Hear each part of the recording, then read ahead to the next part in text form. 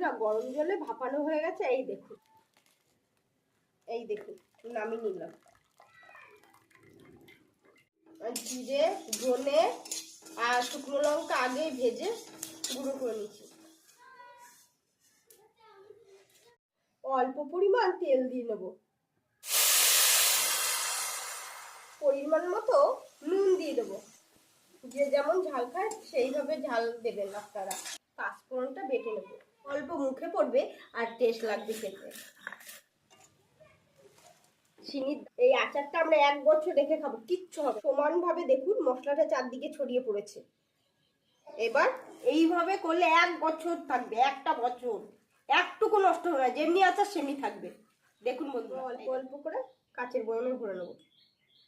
দেখুন বন্ধুরা, পুরো 1 বয়ম হয়ে গেছে। টাটা।